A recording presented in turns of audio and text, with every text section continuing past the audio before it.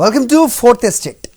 మొత్తానికి యువగళం ముగిసింది. 226 రోజులు 3132 కిలోమీటర్ల యాత్రలో లోకేష్ సాధించింది ఏంటి, తేల్చింది ఏంటి, నిన్న ఆయన సభలో మాట్లాడింది ఏంటి, టార్గెట్ చేసింది ఎవరిని? ఇక జనసేన పవన్ కళ్యాణ్ వస్తాను అంటాడు, రానంటాడు. తర్వాత చంద్రబాబు నాయుడు వాళ్ళ ఇంటికి వెళ్ళిన తర్వాత పవన్ కళ్యాణ్ ఇంటికి వస్తానని చెప్పి మొత్తానికి డుమ్మా కొట్టాడు. దీని వెనక ఉన్న కారణం ఏంటి?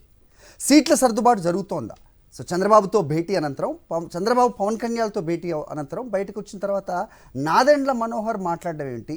సో ఆయన ముఖంలో ఆనందం, పవన్ కళ్యాణ్ ముఖంలో విచారం. దీన్ని అంబటి రాంబాబు ట్వీట్ ద్వారా ఏం చెప్పదలుచుకున్నారు? ఇక పచ్చపొద్దుతో జనసేన క్యాడర్ ఖాళీ అవబోతుందా? తర్వాత బాబుతో ఉండేది కేవలం పవన్ కళ్యాణేనా? సో చర్చిద్దాం చాలా అంశాలు. మొత్తానికి నిన్న యువగళం ముగిసిన నేపథ్యంలో సో పవన్ కళ్యాణ్ రాలేదు. సో సభ ఏ రకంగా జరిగింది, అలాగే ఈ పాదయాత్రలో ఆయన సాధించింది ఏంటి మాట్లాడబోతున్నాం. చింతా రాజశేఖర్ గారు మనతో ఉన్నారు, ప్రముఖ విశ్లేషకులు. అలాగే రవికిరణ్ గారు కూడా బీజేపీ నుంచి, తోపుదుర్తి పెద్దిరెడ్డి రవికిరణ్ గారు మనకి జూమ్లో అందుబాటులో ఉంటారు. అలాగే తోపుదుర్తి ప్రకాష్ రెడ్డి గారు వైఎస్ఆర్సీపీ ఎమ్మెల్యే కూడా మరి కాసేపట్లో మనతో జాయిన్ అవుతారు. ముందుగా ఒకసారి నేతలు ఏం మాట్లాడారో చూద్దాం సార్. జోగి రమేష్ ఒకసారి జనసేన మీద ఏమన్నారో ఒకసారి చూసి చర్చలోకి వెళ్దాం. లెట్స్ వాచ్ ద పార్టీలో ఉంటే ఉండండి, పోతే పోండి అన్న మాట తర్వాత రేపు ఎన్నికల నాటికి చంద్రబాబు నాయుడుతో మిగిలేది పవన్ కళ్యాణ్ ఒకడే. జనసేన పార్టీకి సంబంధించిన ఏ ఒక్క నాయకుడు కానీ కార్యకర్త కానీ ఆ పార్టీలో ఉండరు. పవన్ కళ్యాణ్ని ఒక లీడర్గా, రేపు రాబోయే రోజుల్లో ఒక ముఖ్యమంత్రి అభ్యర్థిగా అందరూ కూడా గుర్తించారు, గౌరవించారు. కానీ నేను ఆ స్థాయి కాదు. నేను చంద్రబాబు నాయుడికి తాబేదోడుగానే ఉంటాను, చంద్రబాబు నాయుడిని మోస్తాను, చంద్రబాబు నాయుడిని ముఖ్యమంత్రి చేయడం కోసమే పనిచేస్తానని చెప్పేసి స్పష్టంగా ఈ రాష్ట్ర ప్రజలకు చెప్పాడు. రైట్, అది జనసేన అధినేత గురించి జోగి రమేష్ మాట్లాడినమాట. రాజశేఖర్, సో మొత్తానికి యువగళం నిన్న ముగిసిన నేపథ్యం మనం చూసాం. సో పాదయాత్ర ప్రారంభమైన తర్వాత అచ్చెన్నాయుడు లాంటి వాళ్ళు చేసిన వ్యాఖ్యలు మనం చూసాం. జనాలు ఎందుకు రావట్లేదు, సో ఇలా అయితే ఎలా జరుగుతుందని. ఆ తర్వాత క్రమంలో జనాల్ని సమీకరించడం అవ్వచ్చు. మొత్తానికి నిన్న ముగింపు సభ, పవన్ కళ్యాణ్ జాయిన్ అవుతాడని. సో పవన్ కళ్యాణ్ ఒకవేళ జాయిన్ అయితే అక్కడ కనపడే జనసేన జెండాలు, తెలుగుదేశం జెండాలు కనపడే దాంట్లో ఎవరికి మైలేజ్ వస్తుందని ఆశించాడా, ఆలోచించి రాలేదా పవన్ కళ్యాణ్ అనే చర్చ ఒకటి వినిపిస్తోంది. అలాగే బీజేపీ మళ్ళీ తన పాచికలను ప్లే చేసిందా, సో దాని వెనకే పవన్ కళ్యాణ్ డుమ్మా కొట్టడానికి రీజనా అనేది కూడా ఇంకొక నెరేటివ్ మనకి వినిపిస్తున్న నేపథ్యం. ఓవరాల్గా ఎలా చూడాల్సిన అవసరం? నమస్తే అండి, మీకు ఛానల్ వీక్షకులందరికీ వెరీ గుడ్ మార్నింగ్ అండి. అలాగే సహచర ప్యానలిస్టులందరికీ గుడ్ మార్నింగ్ అండి. ఇక్కడ పవన్ కళ్యాణ్ చేయాల్సిన ఫస్ట్ ఏంటంటే ఆయన బీజేపీతో క్లారిటీ తీసుకోవాలి. నేను ఇట్లా వెళ్దాం అనుకుంటున్నాను, వాట్ ఈజ్ యువర్ ఒపీనియన్? లేదు మేము రావట్లేదంటే ఆయన కట్ చేసుకోవచ్చు, అక్కడ బీజేపీతో కట్ చేసుకుని ఇటు వెళ్ళాలనుకుంటే వెళ్ళిపోవచ్చు. అది ఇంకా సస్పెన్స్లో పెట్టి, అంటే ఒక కాలికి గొలుసుతో కట్టేస్తున్నాగా ఆ గొలుసు తెంచుకోకుండా ఇంకో బంధంలోకి వెళ్తాం అనేది అది పొలిటికల్లీ ఎథికల్లీ కరెక్ట్ కాదు. కాకపోతే పవన్ కళ్యాణ్ ఏమనుకోండి. సో ఏమంటే ఆంధ్రప్రదేశ్లో అంటే 2019 ఎన్నికల్లో దేశవ్యాప్తంగా 300 సీట్లు గెలుచుకున్న భారతీయ జనతా పార్టీని ఆంధ్రప్రదేశ్ ప్రజలు 0.83%కి పరిమితం చేశారంటే ఆంధ్రప్రదేశ్ ప్రజల మనోభావాలు ఏంటి, ఆంధ్రప్రదేశ్ ప్రజలు ఇచ్చిన తీర్పు ఏంటి అనేది ఒక రాజకీయ నాయకుడు మనసులో పెట్టుకొని డెసిషన్ తీసుకోవాలి. అది కూడా ఆలోచించకుండా 6 నెలల్లోనే నేను ప్రజలు వ్యతిరేకించిన పార్టీతో పొత్తు పెట్టుకుంటానంటే పవన్ కళ్యాణ్ రాజకీయ పరిణితి ఏంటో మనం అర్థం చేసుకోవాలి. అంటే ప్రజల ఆగ్రహం ఉంది, దాంట్లో ఆవేదన ఉంది, చాలా ఉన్నాయి దాంట్లో. వాటన్నిటిని నేను గౌరవించను, నేను పొత్తు పెట్టేసుకుంటాను అంటే ప్రజలకి ఇచ్చే గౌరవం ఏంటి, ప్రజల మనోభావాలకు ఇచ్చే గౌరవం ఏంటి? ఈ డజంట్ కేర్. ప్రజలైనా కార్యకర్తలైనా నా నిర్ణయం నాది, ఉంటే ఉండండి లేకపోతే పోండి. సో రేపొద్దున జరగబోయేది కూడా నేను టీడీపీతో ఉంటాను, మీరు ఉంటే ఉండండి లేకపోతే పోండి అంటాడు. సో మొన్న కూడా ఇంకో వ్యాఖ్య చేశారు, ఎవరైతే తెలుగుదేశం పొత్తుతో అనుకూలంగా లేరో వాళ్ళకి టికెట్లు ఉండవు అన్నారు. బీఫామ్ జనసేనలో బీఫామ్ ఇచ్చే దేవుడరు సార్, వాళ్ళంతా వైసీపీ కోవట్లు అన్నాడు, కార్యకర్తలను అన్నాడు. టికెట్లు ఆశించే వారిని టికెట్లు ఉండవు అన్నారు. టికెట్లు ఉండవు అంటే కోవట్లు, ఎవరైతే వ్యతిరేకిస్తున్నారో వాళ్ళని కోవట్లే అన్న తర్వాత బీఫామ్ నీ చేతిలో ఉన్న తర్వాత టికెట్లు ఇచ్చేటప్పుడు చెప్పచ్చు. కానీ ఆ వ్యాఖ్య ఎందుకు చేశారు? అది డైరెక్ట్గా ఇండైరెక్ట్గా కొంపదీసి బీజేపీని ఏమన్నా వార్నింగ్ ఇస్తున్నారా?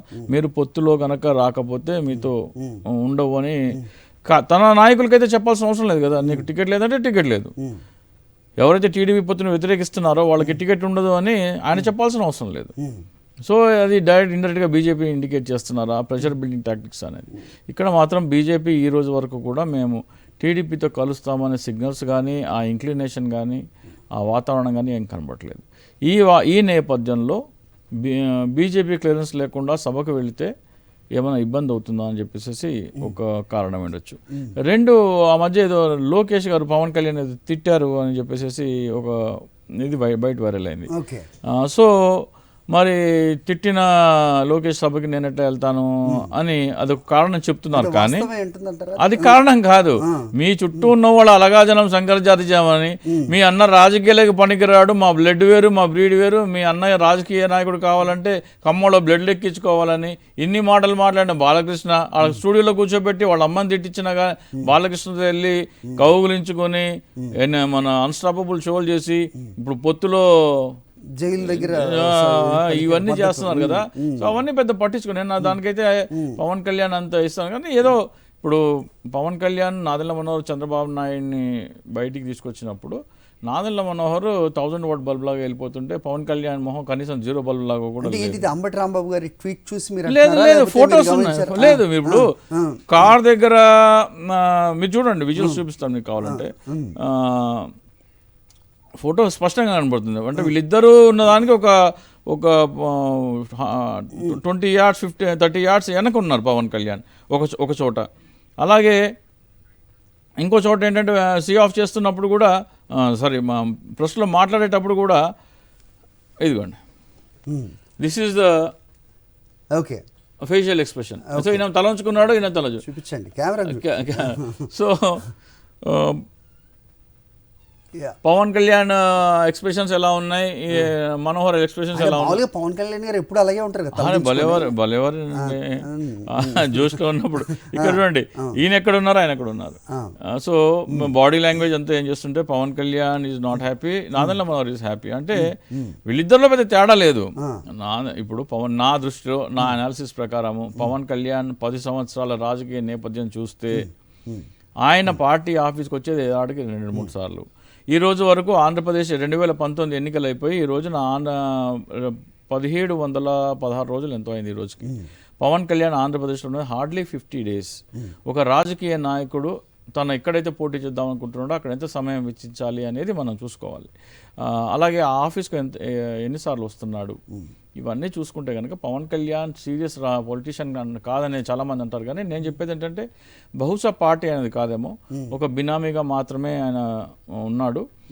కాపుల ఓట్లు చంద్రబాబు నాయుడుకి కావాల్సినప్పుడు కాపుల ఓట్లు టీడీపీకి వేయించడం కోసం, చంద్రబాబు నాయుడుకు పడవు అన్నప్పుడు తాను స్వతంత్రంగా పోటీ చేసి వైసీపీకి వెళ్లకుండా ఆపడం కోసం మాత్రమే పవన్ కళ్యాణ్ అనే పార్టీ, జనసేన ఇంకోటి కూడా నడుస్తుందండి. అంటే ఇది సోషల్ మీడియాలో జరుగుతున్నది అథెంటికేట్ చేయడం కాదు, కానీ ఖచ్చితంగా ప్రజల అభిప్రాయాలని లేకపోతే వాళ్ళు మాట్లాడేదాన్ని మనం చర్చలో తీసుకురావాలి. కాబట్టి ఈ ఓట్లన్నీ అంటే జనసేన ఒకవేళ సీట్లు గెలుచుకుంటే వాటన్నిటిని గంపగుత్తగా టీడీపీ వైపు తీసుకెళ్లడానికి రాబోయే రోజుల్లో జరగబోయే పరిణామాల్లో నాదెండ్ల మనోహర్ పాత్ర ఉండబోతోంది. అందుకే ఈ భేటీ, ఆ తర్వాత వాళ్ళ ముఖ కవళికలు ఇవన్నీ వాటిని ప్రస్ఫుటం చేస్తున్నాయి అనేది కూడా ఒక నెరేటివ్ వినిపిస్తుంది. అంటే నేను చెప్పేది ఏంటంటే పార్టీ యాక్చువల్లీ పవన్ కళ్యాణ్ కేవలం ఒక బినామీ. పవన్ కళ్యాణ్ చంద్రబాబు నాయుడు చెప్పినట్టు చేస్తున్నాడా లేదా, లేకపోతే ఏమైనా లైన్ తప్పుతున్నాడా, లైన్ దాటుతున్నాడా అనేది నియమించడానికి ఒక అబ్జర్వర్గా నాదెళ్ల మనోహర్ నియమించారని చెప్పేసి మనం చెప్పాం. ఫస్ట్ టైం అంటే చంద్రబాబు నాయుడు, పవన్ కళ్యాణ్ మోడీని కలిసిన, అమిత్ షాని కలిసిన, నడ్డాని కలిసిన, మాయావతిని కలిసిన, సిపిఎం నాయకులు ఎవరిని కలిసినా కానీ మనోహర్ ఉండేవాడు కాదు. ఫస్ట్ టైం నిన్న ఉన్నారు. సో ఇది ఇన్ని రోజులు నేను చెప్తున్నాను, వాళ్ళు ఎందుకు లేరంటే ఈ నాయకులతో, ఇతర నాయకులతో మాట్లాడేటప్పుడు పవన్ కళ్యాణ్ ఎలా మాట్లాడాలి, ఏం మాట్లాడాలి, ఎక్కడ లైన్ దాటకూడదు అనేది ఉండడానికి కోసం ఒక కంట్రోలర్గా, ఒక అబ్జర్వర్గా పెట్టారు నాదెళ్ల మనోహర్ని. నేరుగా సిబిఎన్తో చర్చలు ఉంటే అవసరం లేదు అనేది నా వాదన గతంలో.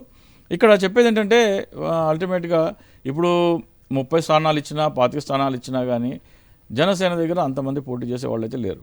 30 అంటారండి సార్, 60 స్థానాలు కనీసం రావాలని జనసేన కార్యకర్తలు కానీ అభిమానులు కానీ వాళ్ళు కోరుకుంటుంటే మీరు 20, 25, 30. ఇప్పుడు గౌరవప్రదమైన పొత్తు అండి. గౌరవప్రదమైన పొత్తు అంటే సీట్ల పరంగా ఉండొచ్చు, వేరే తాయిలాల పరంగా ఆప్టిక్స్ ఇలా కలవడం ఇదే ఇంతవరకే ఉంటుంది అంటే ఇప్పుడు నాకు ఒక పదవి రావాలండి, నాకు పదవి రాలేదు, నాకు నచ్చింది వేరేది ఏమన్నా ఇస్తే నేను సంతృప్తి, నాకు గౌరవప్రదంగా అనిపించాలి కదా, కార్యకర్తలకు గౌరవప్రదంగా అనిపించేది వేరు. మీరు ప్యాకేజ్ గురించి మాట్లాడుతున్నారు ఇండైరెక్ట్ గా రైట్. రవికిరణ్ గారితో ఒక చిన్న విషయం అండి, చాలా మంది ఏమంటారంటే పవన్ కళ్యాణ్ కి ప్యాకేజీ తీసుకోవాల్సిన అవసరం ఏముంది, ఆయన దగ్గర సినిమాలు నటిస్తే చాలా డబ్బులు వస్తాయని చెప్పేసి అంటారు. ఒక సినిమా 2019 నుంచి ఈ రోజు వరకు సినిమాలు చేసిన దాంట్లో ఆయనకి 200-300 వచ్చుంటాయి, ట్యాక్సులు పోను 200-300 కోట్లు, రాజకీయాలు అంతకు ఎక్కువ వస్తుంది. పవన్ కళ్యాణ్ ఇతర డబ్బులను ఆశించాడు, స్వార్జితం మీదే బతుకుతాడనే వాళ్ళకి నేను ఒకటి చెప్పదలుచుకున్నాను. పవన్ కళ్యాణ్ క్రియాశీలక కార్యకర్తల కోసం 500 రూపాయలు ఒక సభ్యత్వం ఫీజుతో వసూలు చేశారు. ఈ రోజు వరకు 10 లక్షల మంది అది తీసుకున్నారు. సో ఇన్సూరెన్స్ కంపెనీకి కట్టేది ఎంత?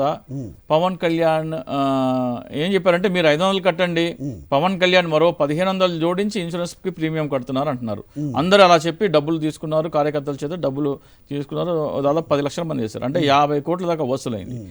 దానికి వాళ్ళు చెప్పే లెక్క ప్రకారం 150 కోట్లు పవన్ కళ్యాణ్ జోడించి ఇన్సూరెన్స్ కంపెనీకి కట్టాలి. కానీ పవన్ కళ్యాణ్ దగ్గర 500 కడితే 5 లక్షల ప్రమాద బీమా వస్తుంటే మన పోస్ట్ ఆఫీస్లో 399 కడితే దాదాపు 13 లక్షల రూపాయలు వస్తాయి. అంటే పవన్ కళ్యాణ్ కంటే 101 రూపీస్ తక్కువ, 8 లక్షలు ఎక్కువ. సో పవన్ కళ్యాణ్ ఖచ్చితంగా ఈ ఇన్సూరెన్స్ క్రియాశీలక సభ్యత్వం అనే దాంట్లో అమాయకమైన కార్యకర్తల డబ్బు సైతం ఆయన జేబులో వేసుకోవడానికి వెనకాడనప్పుడు చంద్రబాబు నాయుడుకి ఫ్రీగా ఏం చేస్తారు, డబ్బు ఆశించారు అనేది రైట్. ఈ క్యాలిక్యులేషన్స్ ఇదంతా కూడా ఇది చాలా కొత్తగా ఉంది, ఇది మాట్లాడదాం వేరే చర్చలో.